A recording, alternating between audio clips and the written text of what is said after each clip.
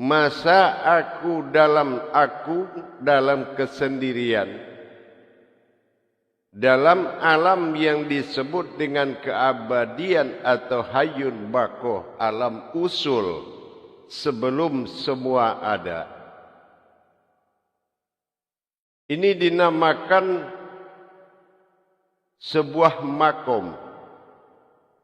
Makom itu tidak selalu bernama tempat, tetapi wujud pun bisa disebut dengan makom.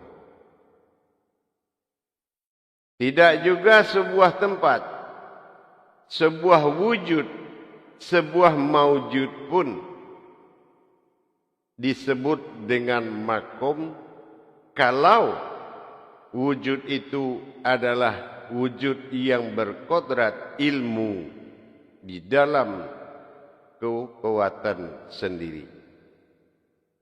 Wujud ilmu tidak boleh disebut dengan sebuah nama dalam penamaan, tetapi disebut dengan makom.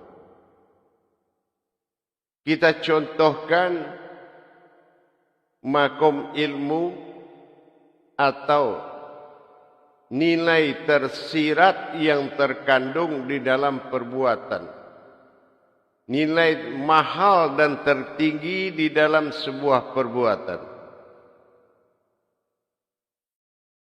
Kita contoh dalam sebut solat.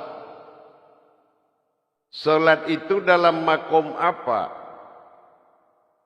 Dalam makom sifat, dalam makom kodrat, dalam makom wujud, atau maujud, atau sir, atau hayat. Nah, itu namanya makom. Azalinya disebut makom. Beda dengan kita menyebut kodrat. Kalau kodrat itu bukan disebut dengan makom. Tapi kalau makom adalah nilai hakikinya di dalam sebutan ketuhanan. Kita lihat atau kita dengar dalam sebutan sidang Jumat rahimakumullah. Nah gitu ya. Rahimakumullah. Artinya diri yang tempat Allah bermakom. Atau kodrat atau wujudnya Allah. Jadi dikatakan makomullah. Jadi sebutan makom ini sangat bernilai sangat tinggi. Nah, di dalam perjalanan kajian aku pada min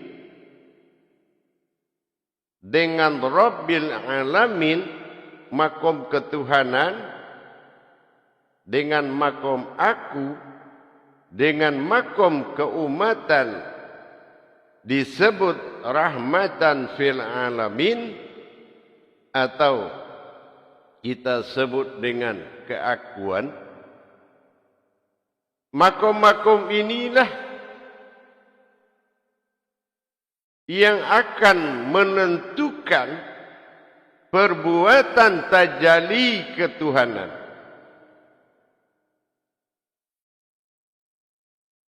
Ya. Makom adalah yang menentukan wujud dari tajalli ketuhanan. Kalau dia tidak berhenti diri di makom, itu bukan tajalli Allah. Ya. Bukan tajalli Allah. Nah, kita akan mengenal suatu makom wujud, ya, yang disebut dengan hati. Allah menjadikan sebuah liga, sebuah titik kosong dalam sebutan batin wujud. Ini adalah Allah buat untuk Allah itu sendiri. sebagai batin sir yang menyalurkan, menyambungkan wasilah-wasilah Tuhan kepada jiwanya, kepada umatnya, kepada kodratnya, kepada wujudnya, kepada maujudnya. Kita contohkan firasat. Ya. Firasat itu datangnya dari mana? Nah, ini adalah dari makom yang paling halus. Ya. Makom yang paling halus di dalam hati manusia, yaitu alam batin. Alam batin yang ada di dalam batin sama kita mengatakan ada hati dalam tubuh. Tetapi untuk makom itu terbuat dari satu hati. Ya. Allah membuat hati makom batinul batin hanya untuk ditempati oleh dia sendiri. Nah, ini makom ini disebut dengan hati. Dalam bahasa Indonesia hati.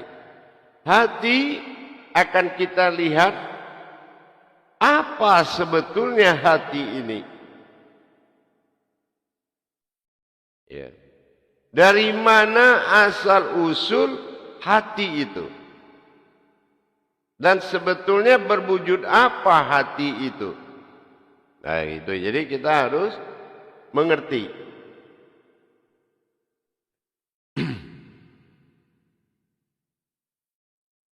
Kita akan melihat dari pertama disebut dengan usulnya batin dari seluruh batin. Ya. Asal usulnya batin dari seluruh batin adalah diri yang menjadi diri dan tempat berupa diri.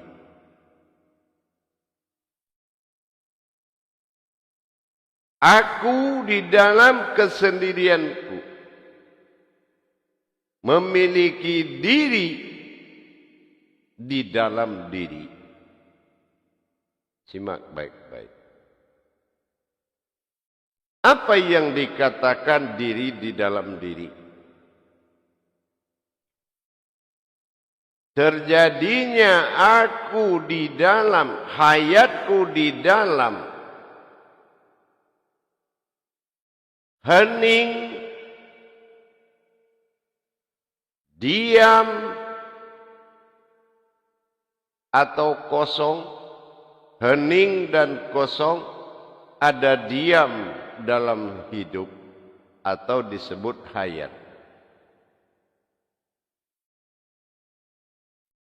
Nah, ini yang dikatakan dua kodrat. Pertama dalam keabadian, diri yang menjadi diri dan tempat yang menjadi diri.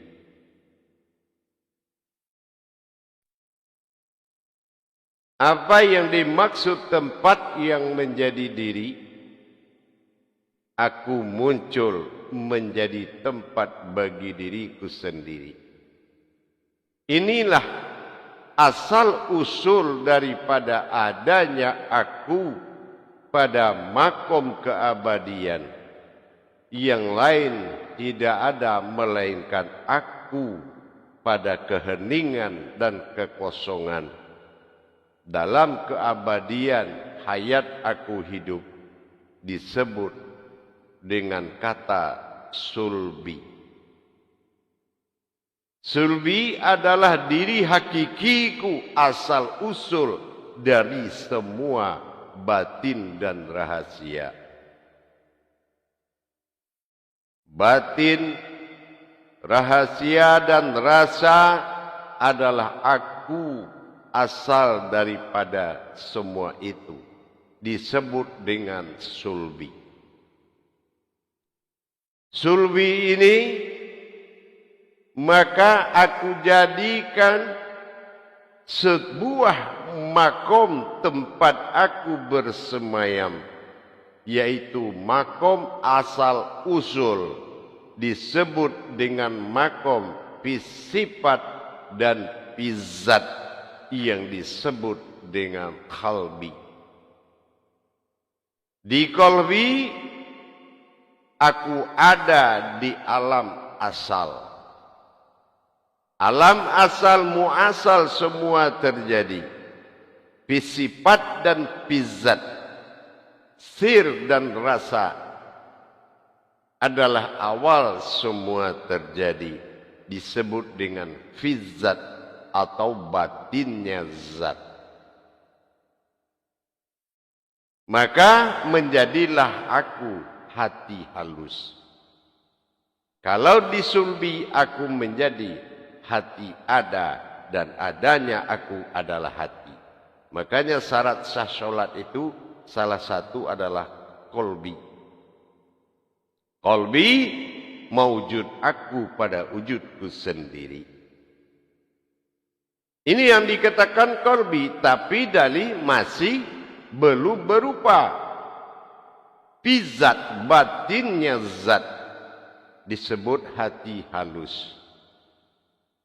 Di dalamnya ada rasa dan perasaan, ada firasat, ada naluri, tersimpan segala gerak halus di dalam qalbi. Kita contohkan firasat. Itaku firasyatal mu'mini fa innahu yanzuru binurillah. Kita diwajibkan menakuti firasat yang mengandung batinku.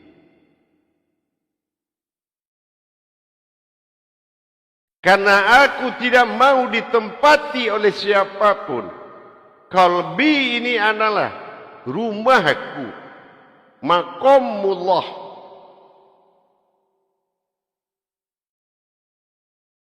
Aku ingin berdiri sendiri dengan aku dan keakuanku, rasa dan rahasia, menjadi sebuah wujud bagiku, yaitu dalam ligaku adanya alam fisifat dan fizat. Aku menjadi asal dari segala yang jadi. Aku dan hati,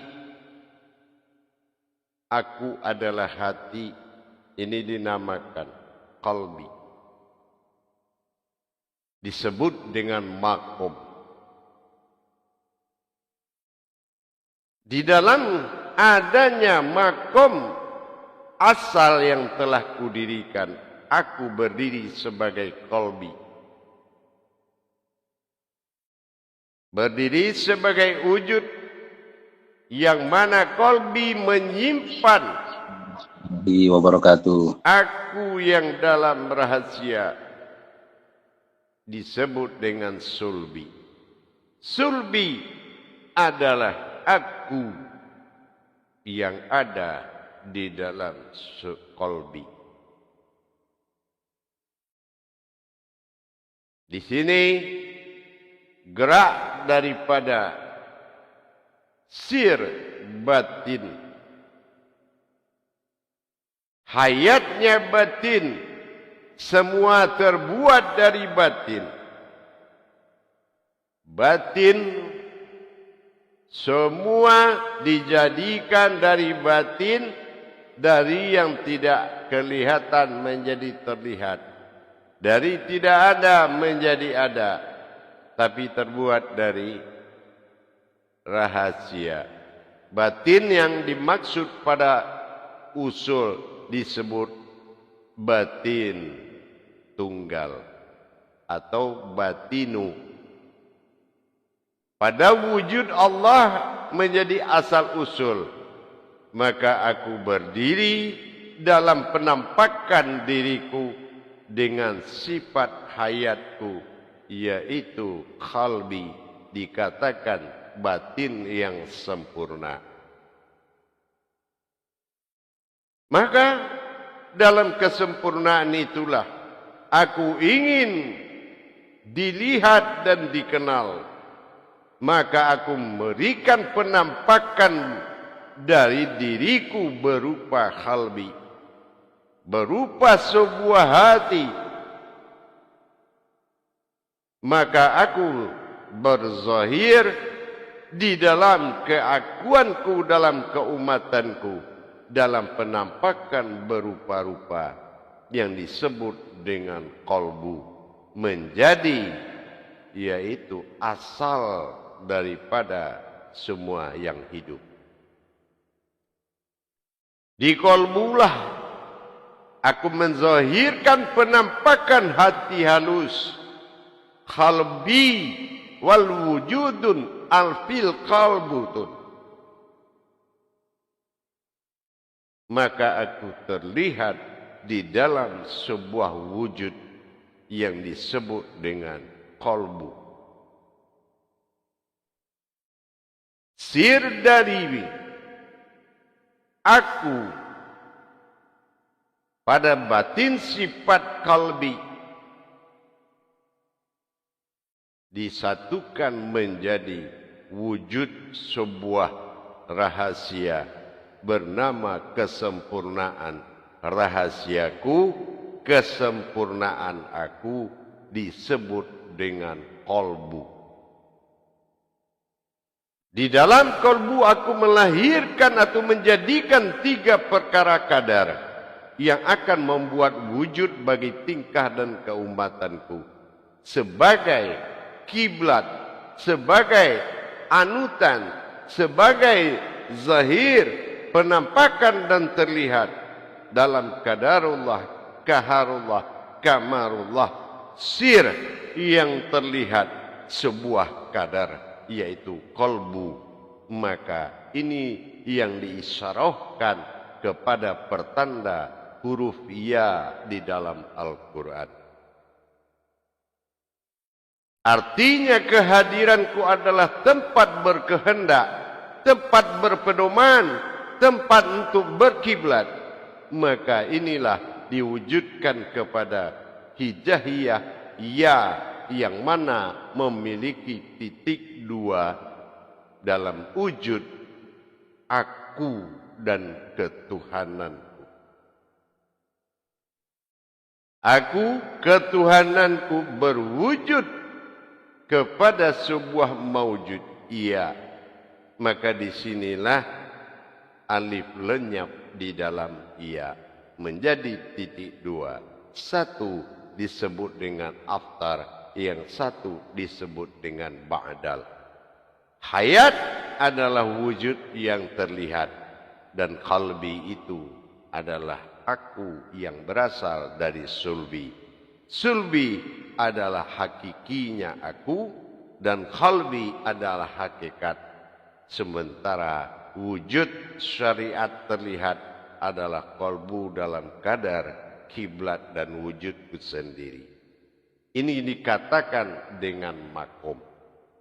Untuk melihat kodrat tersebut, maka disitulah hayat yang ada di antara wujud yang terlihat dengan wujud hakiki yang tidak terlihat, maka disatukan menjadi terlihat, bukan melihat, bukan dilihat, tapi qalbi yang terlihat. Maka di dalam syarat syah daripada hakikat sebuah solat, salah satunya dari 3, fikli, khawli, dan qalbi. Kalau yang hadir itu adalah aku dalam wujud sulwi, maka tiadalah bisa bertanya kepadaku, melainkan disitulah terjadinya pernyataan ketuhananku. Kenapa? Karena aku dalam birobbikum. Disitulah kenyataanku dalam wujud keumatan dengan sifat alastum birobbikumku. Maka disinilah terjadinya maujud yang disebut bala syahidna. Akulah semata-mata kejadian yang terlihat. Itulah terjadinya awal adanya sifat Tuhan dan sifat